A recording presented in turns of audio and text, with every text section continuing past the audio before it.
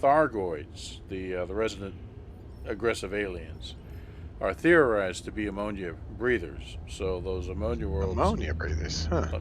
are of interest to them. And I don't know of a case aside from lore, and I don't know how much you know about the Elite Dangerous story, because the game has been a thing since 1984. Yeah. And there's been a kind of a story built up about it over time. One of which had to deal with uh, one of the versions of the games in the 90s, I believe, that dealt with the extermination of the Thargoids. Commander Jameson went out there and found them in the galaxy, and basically used a bioweapon to take them out. And now here they are, like hundreds of years later. They've made a resurgence somehow. So it's reasonable to expect that they had colonies or other means of rehabilitating themselves, uh, and now they're pretty pissed. So Now they're yeah, back for blood. they're back for blood. So ammonia worlds, yeah, there might actually be Thargoid bases out there, but haven't stumbled across any. That that's one of the things I was worried about on this route, that was auto plotted for us, is that we're kind of in the vicinity of Thargoid, what's theorized to be Thargoid space right now. There's a nebula uh, called Bernard's Loop, and the area in and around Bernard's Loop is all permit locked, a huge area, and that's kind of where the rumor is that Thargoids are coming from, or based out of. So, Be dropping out a super cruise momentarily. oh yeah, cool. Yeah, we'll see you, Doc, here in a moment. I think I started to tell the story of the Gnosis the other day, and how that relates to Thargoids. I don't think I finished it, dude, but here that goes. The Gnosis was the first player-controlled megaship. It wasn't a carrier. I mean, they didn't have carriers implemented at the time. Um, Rather, it's similar in size and mass, but kind of triangular shaped, a big, long triangular tube with docking platforms on the flat surfaces of the triangle, all up and down it, and then engines and whatnot. And it was an interesting looking ship. I think it's still out there, but the players, unlike what I'm doing now, I can actually set a course and tell the carrier to go. Uh, at the time, they couldn't do that. What, the carrier tell you to, Carl tell you to flip off, or what? What? No, I'm targeting you specifically right now. Okay. That's just too personal. Not your ship. You. Like I'm saying, that's just too personal. You not to be doing that.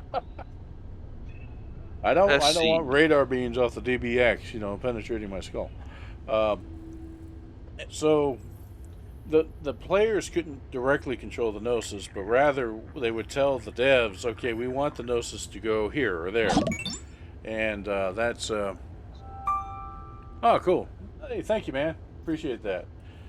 So when the group that was controlling the Gnosis were uh, really bright. They were really an amazing group. They dug into the mysteries of the game very deeply. That's one of the reasons they were awarded this mega ship. And they decided, they wanted to go explore the area within Bernard's Loop. Of course, the whole place is permit locked, but they dug around and they found a tiny little area inside that permit locked area that was not permit locked within Bernard's Loop. So they told the devs, "Hey, we want to go there," and the devs said, "No." but we'll if you work with us, we have an idea. How to take advantage of this. You tell everybody that's where you're headed, and make a big deal about it. And all people that are interested in exploration will show up in their exploration ships, and people that are interested in combat will show up in their combat ships. And this happened. You know, people were, hey, we're going to go into the heart of Thargoid territory. The Gnosis is going to take us there. One big jump. I was part of that group. I had an Anaconda, fitted for exploration. I wanted to see what was in there. So I docked with the Gnosis and went to bed. Much like many of our other trusting commanders have done tonight, right? On the carrier. Right. You guys sack out, but you have no idea what you're in for. So, yeah. We're going way up. We're going to that place that guy was talking about earlier, way up on top of the galaxy. Yeah, try to get out of that. So what happened was a bit of a catastrophe. The devs had a clever plan, and if they had executed it as intended, it would have been really amazing. But they missed the timing.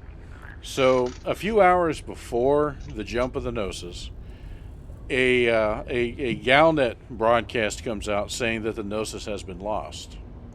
Well, the Gnosis hasn't jumped yet. It's Okay. hours away from the jump.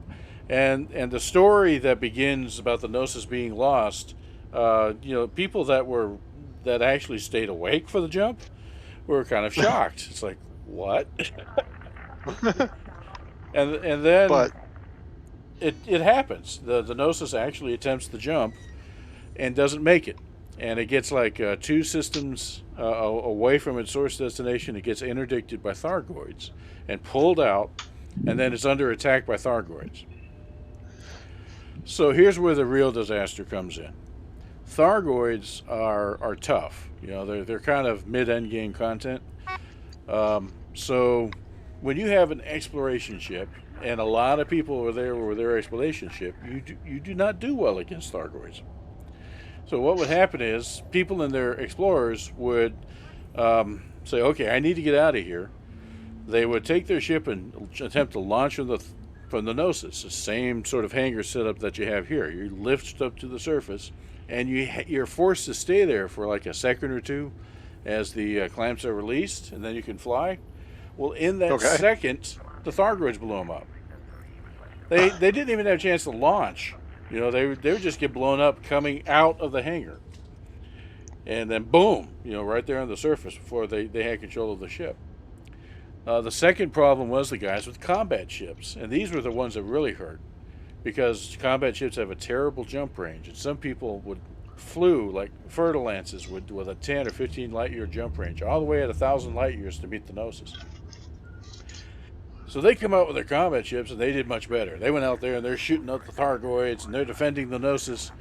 And remember when I said megaships and carriers count as stations? They would occasionally, because it happens, shoot the Gnosis. And the Gnosis at that time was what behaved like stations did at that time, was very intolerant of that sort of behavior. And the Gnosis would start shooting at the defenders of the Gnosis, destroying them because they made stray shots at the Gnosis trying to hit the Thargoids attacking the Gnosis. It was a catastrophe.